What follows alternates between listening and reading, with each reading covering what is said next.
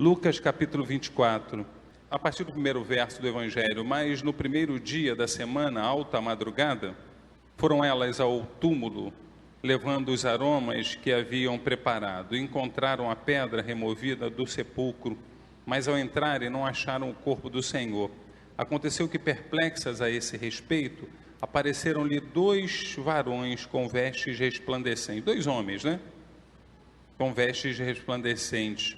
Então elas, possuídas de temor, de noite, dois caras, brilhando, com roupas brilhosas, baixando os olhos para o chão, eles lhes falaram. Leia comigo. Por que buscais, vamos lá? Leia comigo. Por que buscais entre os mortos ao que vive? Ele não está aqui, mas ressuscitou. Nós te louvamos, Senhor, por esta manhã e te louvamos pelas histórias que trazemos nesta manhã ao teu altar, ao santuário. Te louvamos pelas histórias que vamos viver contigo e entre nós, uns com os outros. Te louvamos pelo significado da Páscoa. Te louvamos pelo significado dessa tua história mostrada neste vídeo, contada pelas crianças. Que o teu Espírito Santo possa nos ajudar mais uma vez, e aqueles que até aqui não têm compreendido isso, possa o Espírito Santo do Senhor os convencer.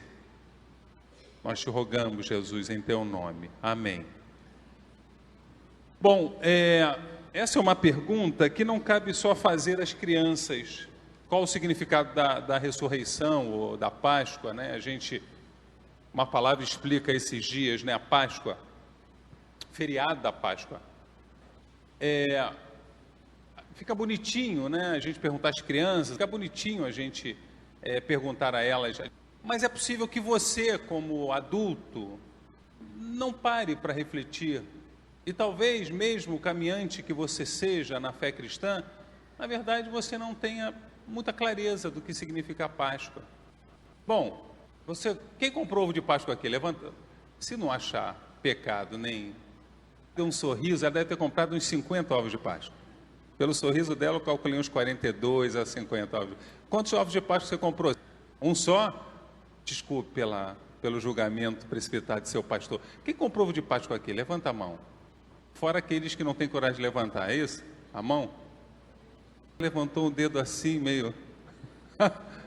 Irmãos, comprem ovos de Páscoa, ora bolas, Comprem para si, comprem para as crianças. Você não vai explicar o significado da Páscoa pelo fato de não comprar ovo de Páscoa. Você não vai explicar o significado da Páscoa. Não, eu sou cristão, não compro ovos de Páscoa. Pode ser que você ache que Páscoa seja isso, dizer eu sou cristão, não compro ovo de Páscoa. Pode ser que você ache que o significado de Páscoa seja isso. O que significa a Páscoa? No dizer das crianças, fica simpático, fica agradável, Domingo de Páscoa é o domingo da ressurreição, não é isso? E essa história de Jesus não se pode ressurgir senão morrer. E esse é o primeiro significado da Páscoa. É preciso morrer. É preciso morrer. É preciso experimentar de ambientes difíceis aos quais você reluta vivê-los. Talvez seja por isso que a gente tem tanta gente que segue a religião e está na igreja e, a vida não muda, os comportamentos não mudam, a experiência não muda. Muda muito pouco. Todo domingo ela está na igreja e briga se não for. Mas o que não quer dizer que ela saiba perceber existencialmente o que é a Páscoa. Não se pode ressurgir senão morrer. Disseram para Luther King, na verdade foram quase 300 mil pessoas que marcharam sobre Washington, ainda que a história diga a marcha dos 100 mil, é porque ele esperava e clamava e chamava as pessoas, e ele na divulgação dizia, vamos colocar 100 mil pessoas sobre Washington, vamos colocar 100 mil pessoas sobre Washington, e na verdade foram quase 300 mil pessoas, e os seus amigos ficavam relutando, King, como ele era chamado, King, a gente tem informações seguras que devem um atentado, devem tentar contra a sua vida, e ele, Jack Jackson que conta isso, e ele numa irritação falou, porventura haverá ressurreição sem morte? Porventura haverá ressurreição sem morte? Na verdade mataram ele depois de Washington, 2 discursos depois de Washington. O que significa Páscoa? A Páscoa começa na morte. A Páscoa começa numa reflexão profunda sobre o que se é. A Páscoa começa numa experiência corajosa de você com você mesmo, de visitar alguém da festa em cemitérios, alguém se alegra.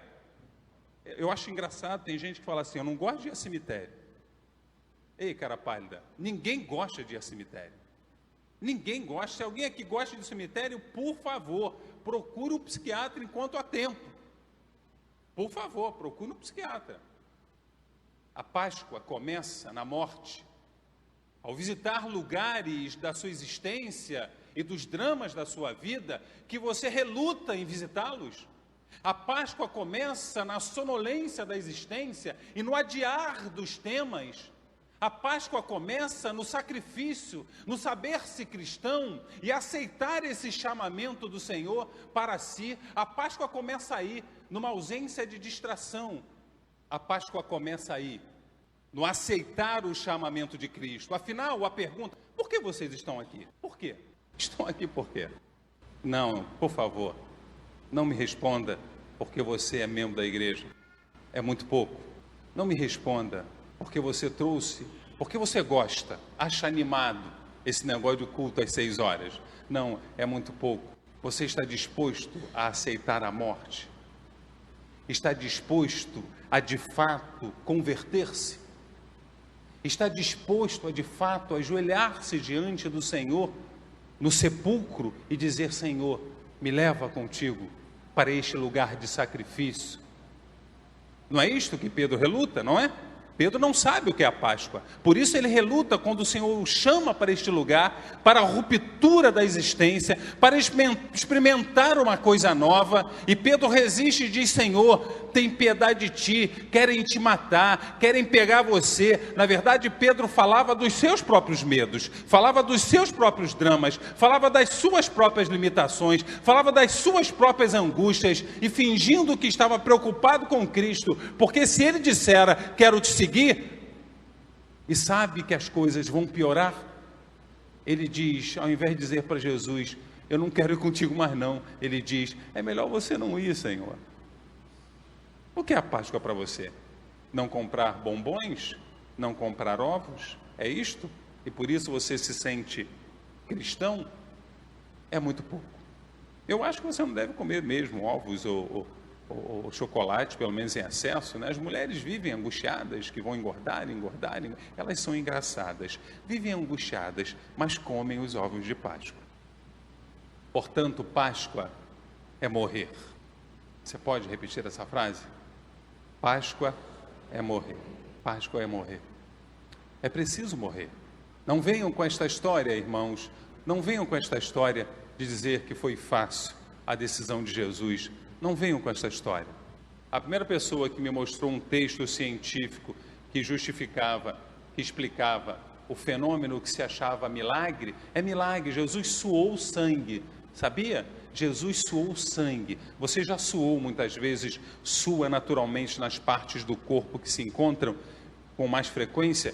Jesus suou sangue. A primeira pessoa que me trouxe um texto científico que explicava esse fenômeno físico, absolutamente explicável, foi a Carla. Lembra, Carla?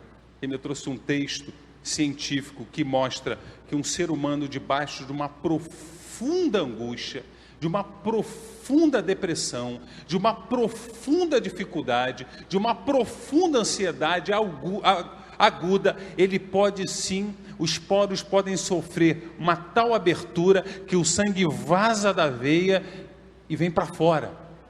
Jesus estava profundamente angustiado. O que é Páscoa para você? É preciso morrer. É preciso morrer. Morrer para desavenças, morrer para o não perdão, morrer para os ódios. E os ódios? E os ódios, hein? E os ressentimentos? Abrigados num lugar bem guardadinho, aonde ninguém sabe existir. Um amigo meu disse-me uma frase fantástica. Fantástica. Ele me disse ontem ao telefone. Ele disse assim: ele não é mais pastor. Ele não é mais pastor. E ele falou assim, enfim, ele pediu exclusão da igreja presbiteriana. Ele falou assim: Amaral, sinto muita saudade de pregar. Sinto muita saudade de pregar. Mas eu só tenho a impressão, Amaral, que eu consigo pregar só 1 ou 2 vezes por ano. Porque aí eu boto uma máscara e vou lá e prego. Eu ponho uma máscara e vou lá e prego. É preciso morrer e liberar as máscaras. É preciso morrer e ter encontro com quem você é. O texto diz que as mulheres levantaram alta madrugada para encontrar aquele morto que sabia, que construía a ideia da Páscoa. O texto diz que elas levantaram madrugada, entre 5 e 6 da manhã, seguramente, e foram aromatizar o corpo de Jesus, conforme era a sua cultura. De madrugada, encontram um varão dizendo: por que buscam Jesus no lugar onde ele não está? O que é Páscoa para você? Sem encontrar Jesus, não há Páscoa, irmãos. Sem ter essa experiência do Cristo vivo dizer a você, não é Páscoa. Sem ter um encontro místico com Cristo. Você já teve um encontro místico com Cristo? Eu já tive alguns, não muitos, mas alguns. Não há Páscoa. É um ritualismo, é um seguir regras e jogos existenciais. É amar o templo do Senhor, mas não o Senhor do templo. Sem encontrar Jesus ressurreto, alguém que entra no seu caráter e com ele você ceia, como ele diz: eu estarei à porta e baterei, aquele que abrir, eu entrarei com ele e cearei com ele e ele comigo. Sem compreender quem é o Senhor do caminho, que te chama numa experiência mística, numa experiência singular, numa experiência indizível, você faz como o discípulo de Emaús, você vai embora, porque a experiência da dor da morte é muito difícil de resistir, é muito complicado de viver com ela. O que o Senhor está chamando você para uma experiência mística, uma experiência de vida, uma experiência transcendente, uma experiência para além da lógica. O que é Páscoa para você é muito mais do que não comprar bombons ou comprá-los, é muito mais do que vir ao santuário, e que bom que você está aqui, mas é saber quem é Jesus, como as crianças dizem, é aquele com quem eu me encontrei um dia e nunca mais eu fui o mesmo, nunca mais. Essas mulheres nunca mais foram as mesmas. Os discípulos de Emaús nunca mais foram os mesmos.